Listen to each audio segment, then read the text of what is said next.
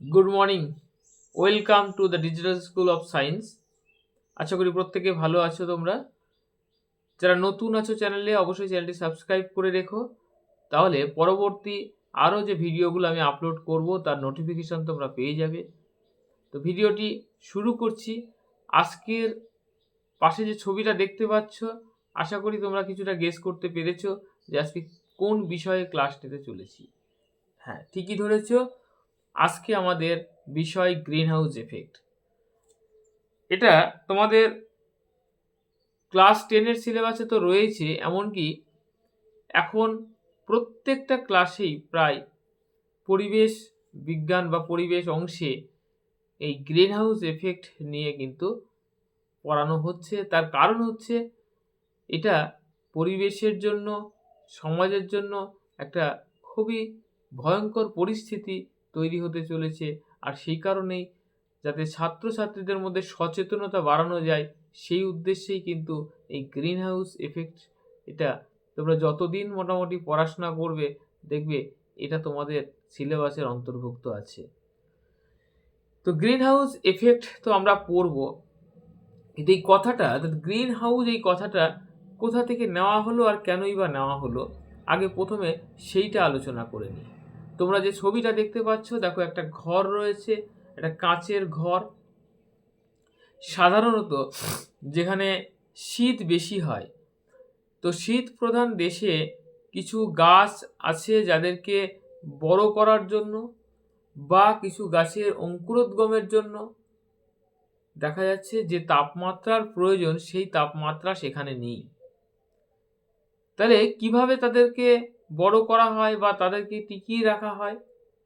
সেখানে এইরকম কাঁচের ঘর নির্মাণ করা হয় এবং সূর্য থেকে আসা যে তাপীয় বিকিরণ, যেটাকে আমরা বলছি IR বা ইনফ্রারেড বা অবলোহিত তরঙ্গ, এই অবলোহিত তরঙ্গের কম তরঙ্গ দৈর্ঘ্যের আলো এই কাঁচ ভেদ করে ভেতরে প্রবেশ করছে। কম তরঙ্গ দৈর্ঘ্যের আলো কাঁচ ভেদ করে ভেতরে প্রবেশ করছে, কিন্তু ভেতরে যাওয়ার পর তার শক্তি হ্রাস পাচ্ছে এবং তরঙ্গ দৈর্ঘ্য বৃদ্ধি পাচ্ছে। তখন সেই রশ্মি কিন্তু আবার প্রতিফলিত হয়ে বাইরে বেরোতে পারছে না, তারা প্রতিফলিত হয়ে আবার ঘরের মধ্যেই ফিরে আসছে। যার ফলে ঘরের মধ্যে সূর্যরশ্মি ঢুকছে, বেরোতে পারছে না। এইভাবে ক্রমাগত যদি ঘটতে থাকে, তাহলে ঘরের ভেতরের যে তাপমাত্রা, সেটা কিন্তু বৃদ্ধি পাচ্ছে। আশা করি এইটুকু বুঝতে পেরেছ।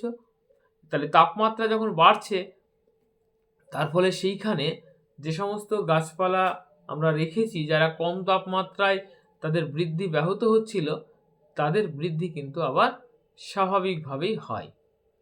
আর এই ধারণাটাই, এই যে কম তরঙ্গ দৈর্ঘ্যের আলো প্রবেশ করলো, তারপরে তাদের শক্তিটা কমে যায়, তাদের তরঙ্গ দৈর্ঘ্য বেড়ে গেল, তারা আর বাইরে বেরোতে পারলো না, ভেতরেই আটকে গেল, এই ধারণাটাকে কাজে লাগিয়েই আমাদের পরিবেশে ঘটে যাওয়া একটি ঘটনাকে ব্যাখ্যা করা হয়েছে। তাই তার নাম দেওয়া হয়েছে গ্রিন হাউস এফেক্ট। তো চলো আজকের ক্লাসে আমরা কি কি শিখব একটু সেই বিষয়ে দেখে নিই।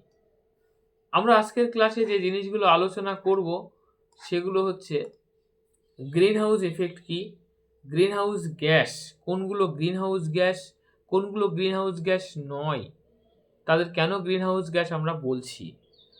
এছাড়া আমরা জানব গ্রিন হাউস প্রভাব, এর একটা যেমন ক্ষতিকারক দিক আমরা দেখতে পাচ্ছি, পাশাপাশি গ্রিন হাউস এই প্রভাবের কিন্তু উপকারী দিকও আছে। কিন্তু যেহেতু এটা অতিরিক্ত মাত্রায় হচ্ছে বলে আমরা আজকে এটা নিয়ে সচেতন হচ্ছি। কিন্তু গ্রিন হাউস গ্যাস একদমই যদি না থাকতো বা গ্রিন হাউস এফেক্ট একদমই যদি না থাকতো, তাহলেও কিন্তু সমস্যা হতো, এবং সেখানে কি সমস্যা হতো সেটাও আমরা আজকে আলোচনা করব। এই গ্রিন হাউস গ্যাসের ফলে বা গ্রিন হাউস এফেক্টের ফলে যে বিশ্ব উষ্ণায়ন ঘটছে, সেটা কি জিনিস, বিশ্ব উষ্ণায়ন কি, তার ফলে কি কি ক্ষতি হচ্ছে, সেগুলো আমরা জানব।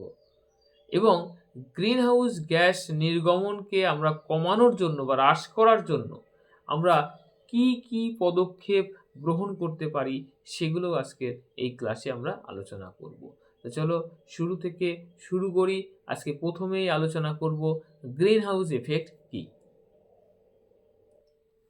গ্রিন হাউস এফেক্ট এটা হচ্ছে সূর্য থেকে যে রশ্মি বা আলোক রশ্মি, যেটাকে আমরা তাপীয় আলোক রশ্মি IR বা ইনফ্রারেড বলছি, এটা পৃথিবীর বায়ুমণ্ডলের মধ্যে প্রবেশ করছে এবং পৃথিবী পৃষ্ঠ থেকে প্রতিফলিত হয়ে যখন আবার সেই সমস্ত বায়ুমণ্ডলের কিছু কিছু গ্যাস আছে, তারা সেই তরঙ্গকে অ্যাবজর্ব করে নিচ্ছে, শোষণ করে নিচ্ছে, তার ফলে তারা কিন্তু আর বাইরে বেরিয়ে যেতে পারছে না। এবং এইভাবে ধীরে ধীরে কি হচ্ছে না, পৃথিবীর তাপমাত্রা বেড়ে চলেছে। এটাকেই বলা হচ্ছে গ্রিন হাউস এফেক্ট। এবং এই জিনিসটা কিন্তু দুরকমভাবে তোমার ঘটছে। আমরা যদি এই ছবিটা লক্ষ্য করি তাহলে দেখব, একদিকে আমরা রেখেছি যেটা ন্যাচারাল গ্রিন হাউস এফেক্ট, আরেকটি এনহ্যান্স গ্রিন হাউস এফেক্ট। আমি যেটা বলছিলাম যে গ্রিন হাউস গ্যাস এটা যেমন আমাদের ক্ষতি করছে, মানে অ্যাকচুয়ালি ক্ষতি করছে, মানে যেটা এনহ্যান্স গ্রিন হাউস এফেক্ট, যেটা আমাদের ক্ষতি করছে বা ক্ষতির সম্মুখীন আমরা হচ্ছি, কিন্তু পাশাপাশি এটাও মনে রাখতে হবে যে ন্যাচারাল যে গ্রিন হাউস এফেক্ট সেটা কিন্তু আমাদের দরকার আছে। কেন দরকার আছে? দেখো, আজকে এই বায়ুমণ্ডলের মধ্যে যে সমস্ত গ্যাসীয় উপাদান, যাদেরকে আমরা গ্রিন হাউস গ্যাস বলছি, যেমন কার্বন ডাই অক্সাইড গ্যাস আছে, মিথেন আছে, CFC আছে, জলীয় বাষ্প আছে, তো এইরকম যে গ্যাসগুলো রয়েছে, যারা কি করছে, এই গ্রিন হাউস এফেক্ট ঘটাচ্ছে। যেটা ন্যাচারালভাবে তো বাতাসের মধ্যে কার্বন ডাই অক্সাইড আছে, মিথেন আছে, CFC বা জলীয় বাষ্প এরা রয়েছে। এইটা থাকার জন্য কি হচ্ছে, মানে সূর্য থেকে আসা যে IR বা ইনফ্রারেড এটাকে শোষণ করে নিচ্ছে। তার ফলে আমরা যে জীবজগৎ সৃষ্টির ফলে পৃথিবীতে যে অনুকূল টেম্পারেচার দরকার, যেটা আমরা রয়েছি যে টেম্পারেচারে, সেই টেম্পারেচারটা কিন্তু পৃথিবীতে মানে থাকা সম্ভব। আজকে একবার ভাবো, যদি এই গ্রিন হাউস গ্যাসগুলি না থাকতো তাহলে কি হতো? তাহলে সমস্ত বিকিরণই কিন্তু পৃথিবীতে আসতো, আবার পৃথিবী থেকে বাইরে বেরিয়ে মহাশূন্যে বিলীন হয়ে যেত। তার ফলে পৃথিবীর তাপমাত্রা কমে যেত এবং এটা প্রায় -30°C টেম্পারেচার হয়ে যেত যদি বায়ুমণ্ডলে কোনো রকম গ্রিন হাউস গ্যাস না থাকে।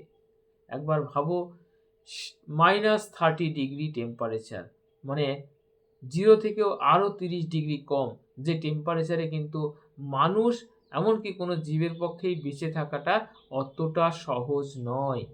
তাহলে বুঝতেই পারছো, গ্রিন হাউস গ্যাসের কিন্তু পৃথিবীর বায়ুমণ্ডলে থাকাটা অত্যন্ত জরুরি।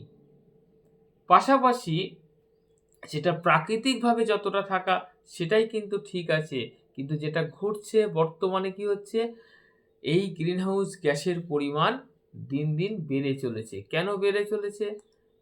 দেখো, আমরা যত উন্নত হয়েছি, আমাদের কল কারখানার সংখ্যা বেড়েছে, আমরা প্রচুর যানবাহন অর্থাৎ জীবাশ্ম জ্বালানি দহন করে আমরা প্রচুর গাড়ি চালাচ্ছি এবং আমাদের মানে সভ্যতার উন্নতি যেটাকে আমরা বলছি, সেই স্বার্থে আমরা গাছ কেটে ফেলছি। আমরা গাছ কেটে সেখানে নগরায়ন করছি, শিল্পায়ন করছি, রাস্তাঘাট নির্মাণ করছি, যার ফলে আমাদের বায়ুমণ্ডলে যে গ্রিন হাউস গ্যাস সেটা কিন্তু দিন দিন বেড়ে চলেছে। কারণ হচ্ছে বায়ুমণ্ডলের এই যে গ্রিন হাউস গ্যাসের কথা বলছি, প্রধান গ্রিন হাউস গ্যাসের নাম হচ্ছে কার্বন ডাই অক্সাইড, প্রধান গ্রিন হাউস গ্যাস। আর এই কার্বন ডাই অক্সাইড কোথা থেকে বের হয়? এই কার্বন ডাই অক্সাইড বের হয় বিভিন্ন গাড়ির ধোঁয়া থেকে, কলকারখানার ধোঁয়া থেকে। আর একটা জিনিস মনে রাখবে, এই কার্বন ডাই অক্সাইডকে একমাত্র শোষণ করতে পারে আমাদের যে সবুজ গাছপালা রয়েছে, তারা সালোক সংশ্লেষ প্রক্রিয়ায় যখন খাদ্য তৈরি করে তখন তারা কার্বন ডাই অক্সাইড গ্যাসকে শোষণ করে নেয়। কিন্তু যখন আমরা গাছ কেটে ফেলবো তখন ক্রমাগত বায়ুমণ্ডলে কার্বন ডাই অক্সাইডের পরিমাণ বাড়তে থাকবে। এর ফলে কি হবে, এই কার্বন ডাই অক্সাইড হচ্ছে প্রধান গ্রিনহাউস গ্যাস। আর এই কার্বন ডাই অক্সাইড যত বাড়বে, পৃথিবীর এই যে আইআর মানে ইনফ্রারেড যেটা প্রবেশ করছিল তাদের শোষণ করে নেবে এবং তারা আর বাইরে বেরিয়ে যেতে পারবে না। ফলে পৃথিবীর তাপমাত্রা দিন দিন বাড়তে থাকবে। তো আশা করি বুঝতে পারলে যে কিভাবে এই গ্রিনহাউস এফেক্ট, যেটা আমরা এনহ্যান্স গ্রিনহাউস এফেক্ট বলছি, এই এনহ্যান্স গ্রিনহাউস এফেক্টটা হচ্ছে সেইটাই। কারণ তাহলে আমাদের কি করতে হবে, এবার এর প্রতিকার করতে হবে। তো আমি সেটা পরে আসছি, তার আগে আমি আলোচনা করব যে এই গ্রিনহাউস গ্যাস কোনগুলোকে আমরা গ্রিনহাউস গ্যাস বলবো এবং কোনগুলোকে আমরা গ্রিনহাউস গ্যাস বলবো না। তো দেখো, গ্রিনহাউস গ্যাস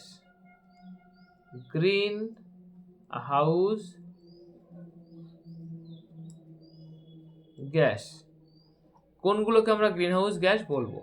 যেমন প্রধান গ্রিনহাউস গ্যাস, আমাদের প্রধান গ্রিনহাউস গ্যাসের নাম হচ্ছে কার্বন ডাই অক্সাইড, CO2। প্রধান greenhouse gas carbon die oxide. বায়ুমণ্ডলে গ্রিনহাউস এফেক্টের জন্য এর দায়িত্ব হচ্ছে 50%, মানে যে এনহ্যান্স গ্রিনহাউস এফেক্ট যেটা ঘটছে তার 50%ই দায়ী হচ্ছে কার্বন ডাই অক্সাইড। এই জন্য এটাকে বলা হচ্ছে প্রধান গ্রিনহাউস গ্যাস। এরপরেই যার ভূমিকা রয়েছে সেটি হচ্ছে মিথেন। কার্বন ডাই অক্সাইড একটি অজৈব গ্যাস হলেও মিথেন কিন্তু একটি জৈব গ্রিনহাউস গ্যাস।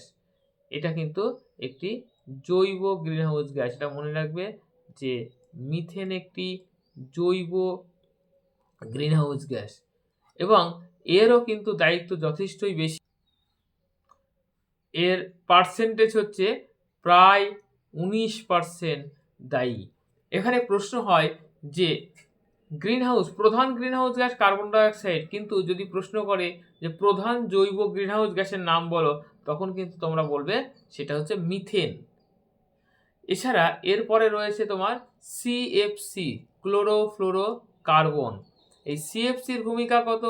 এটার ভূমিকা হচ্ছে 16%, অর্থাৎ গ্রিনহাউস এফেক্টের জন্য দায়ী CFCর ভূমিকা হচ্ছে 16%। এছাড়া রয়েছে ওজোন গ্যাস। ওজোন গ্যাসের গুরুত্ব এটাও কম নয়, এটা প্রায় 8%। ওজোন গ্যাসও কিন্তু দায়ী। এখানে একটা গুরুত্বপূর্ণ কথা বলে রাখি যে এখন একটা প্রশ্ন প্রায় আসছে যে এমন একটি গ্যাসের নাম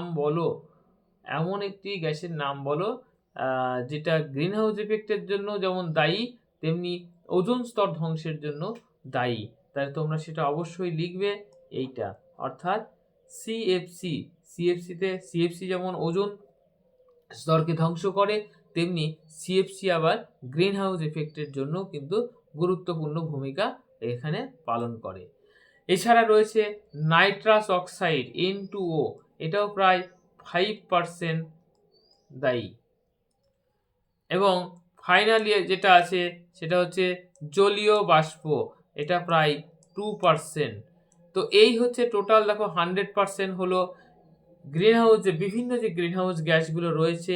আমি আবার রিপিট করছি, কার্বন ডাই অক্সাইড 50%, মিথেন 19%, এবং যদি বলা হয় প্রধান জৈব গ্রিনহাউস গ্যাসের নাম কি, তাহলে তোমরা অবশ্যই বলবে সেটা মিথেন। এবং যদি প্রধান গ্রিনহাউস গ্যাস বলে, জৈব কথাটা না বলে, তখন তোমরা কার্বন ডাই অক্সাইড বলবে। আরেকটি গ্যাস হচ্ছে CFC, যেটা ওজোন স্তর ধ্বংসে ভূমিকা নেয় এবং গ্রিনহাউস এফেক্টের জন্য দায়ী, সেটা হচ্ছে CFC। এছাড়া রয়েছে ওজোন, নাইট্রাস অক্সাইড এবং জলীয় বাষ্প। এর মধ্যে আরেকটি খুব ইম্পর্টেন্ট পয়েন্ট, যেটা হচ্ছে যে গ্রিনহাউস গ্যাস নয় এমন একটি গ্যাসের নাম করো বা এমন দুটি গ্যাসের নাম করো। তো এমন গ্যাস যারা গ্রিনহাউস গ্যাস নয় সেই গ্যাসগুলো কি, যেমন নাইট্রোজেন এবং অক্সিজেন।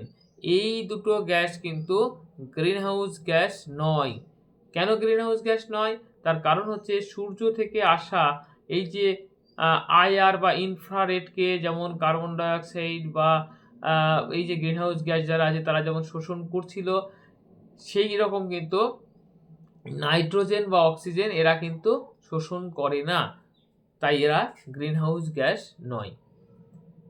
আবার রিপিট করছি একটা কথা, যে এই গ্রিন হাউস ইফেক্টের জন্য দায়ী সূর্যের যে বিকিরণ সেটা হচ্ছে IR। এটাও কিন্তু খুব ইম্পর্টেন্ট কোশ্চেন আসে, ইনফ্রারেড বা IR।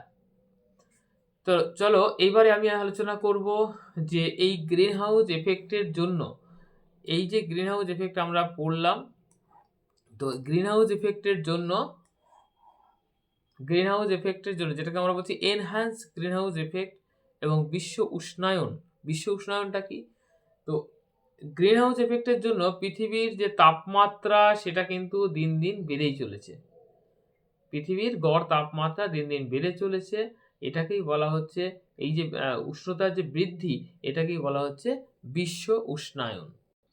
তাহলে বিশ্ব উষ্ণায়ন বা গ্লোবাল ওয়ার্মিং।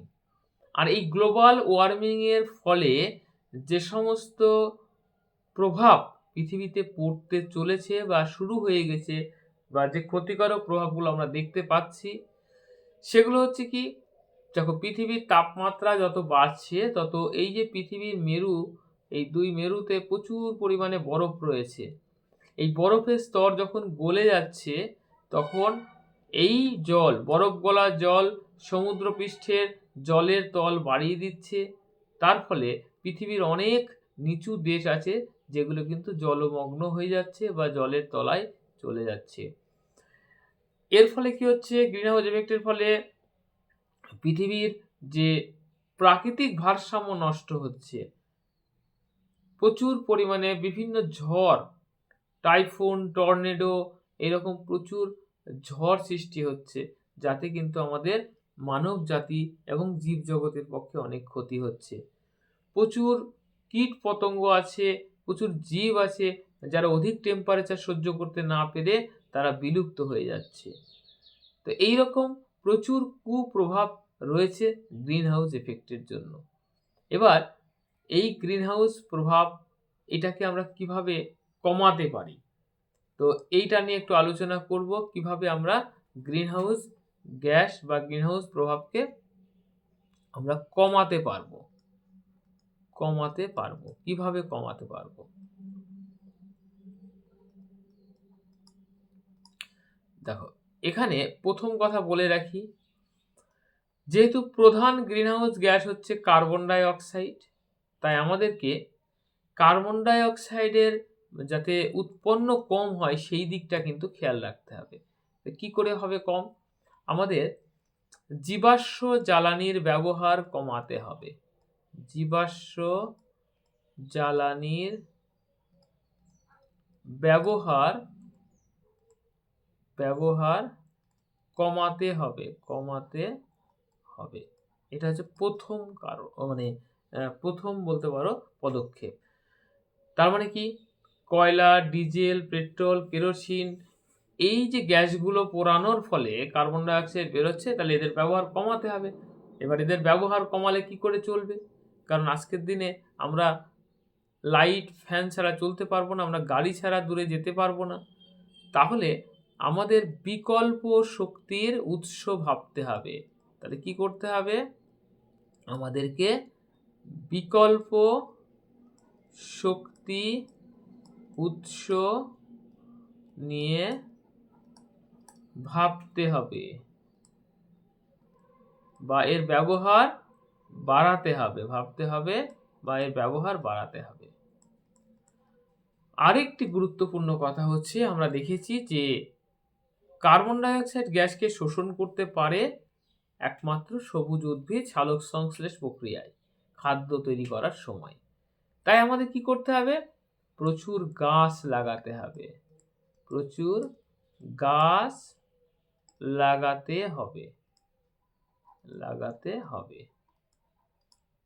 গাছ লাগালেই হবে না, গাছ কাটা, অকারণে গাছ কাটা বন্ধ করতে হবে। অকারণে গাছ কাটা বন্ধ করতে হবে।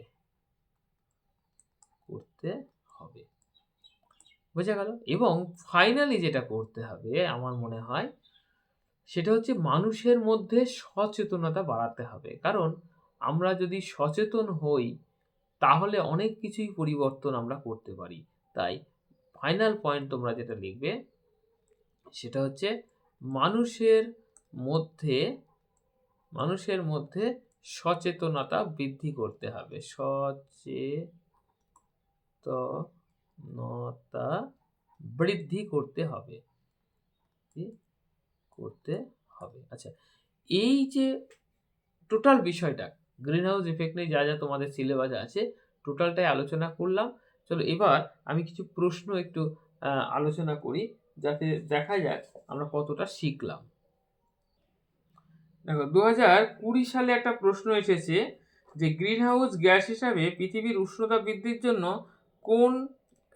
কোন গ্যাসটির অবদান সবচেয়ে বেশি? এটা 2018 সালে এসেছে। Nitrous oxide, methane, carbon die oxide এবং জলীয় বাষ্প। তাহলে এটা কিন্তু আমরা আলোচনা করেছি, তোমরাও উত্তরটা দিতে পারবে। এটা হবে কার্বন ডাই অক্সাইড। বুঝতে পারলে? দেখো সমস্ত কিছুই কিন্তু পড়ানোর মধ্যে থাকবে। আমি আবারও বলছি।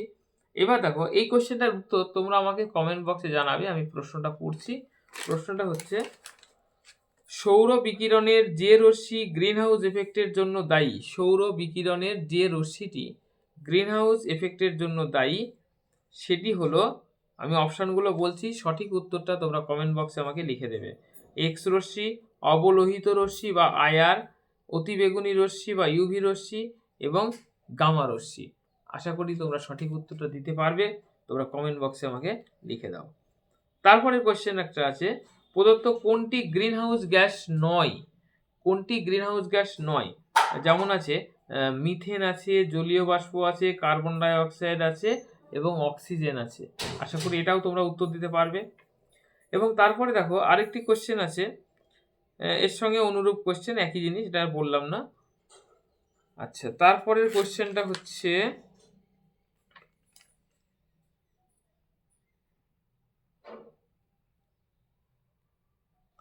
যে গ্যাসটি গ্রিনহাউস গ্যাস এবং যার জলীয় দ্রবণ আম্লিক, এমন একটি গ্যাস যেটা গ্রিনহাউস গ্যাস এবং জলীয় দ্রবণ আম্লিক, সেটা হচ্ছে মিথেন আছে, নাইট্রাস অক্সাইড আছে, কার্বন ডাই অক্সাইড আছে এবং সিএফসি আছে। দেখো সিএফসি যদি আমরা এর জলীয় দ্রবণ নিই তাহলে কিন্তু কার্বনিক অ্যাসিড উৎপন্ন হবে এবং এটা কিন্তু সঠিক অ্যান্সার তাহলে কি হবে? সিএফসি হবে। তো এইভাবে আশা করি দেখো তোমরা এখানে দেখো আছে বিশ্ব উষ্ণায়নের জন্য কোন গ্যাসটি সবচেয়ে বেশি দায়ী? বিশ্ব উষ্ণায়নের জন্য সবচেয়ে বেশি দায়ী আশা করি তোমরা পারবে, সেটি হচ্ছে কার্বন ডাই অক্সাইড গ্যাস। এইভাবে আমরা তোমরা যে প্রশ্নগুলো এখানে আছে দেখবে ম্যাক্সিমাম কোশ্চেনের অ্যান্সার কিন্তু তোমরা পেয়ে যাবে। তো আজকের ক্লাসটা এখানেই শেষ করছি। প্রত্যেকে ভালো থাকবে। পরের ক্লাসে আমরা পরের টপিক নিয়ে আলোচনা করব।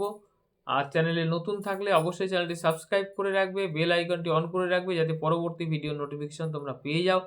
আর আজকের এই ভিডিও ডেসক্রিপশনে আমি এই চ্যাপ্টারের, এটা হচ্ছে 3 নম্বর ক্লাস হচ্ছে, তোমরা ডেসক্রিপশনে বক্সে গিয়ে এই চ্যাপ্টারের সমস্ত ক্লাসের ভিডিও লিঙ্ক তোমরা পেয়ে যাবে।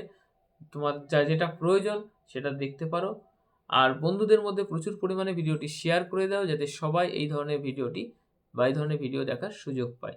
আশা করি তোমরা প্রত্যেকেই খুব ভালো রেজাল্ট করবে মাধ্যমিকে। Thank you. দেখা হবে পরের ভিডিওতে।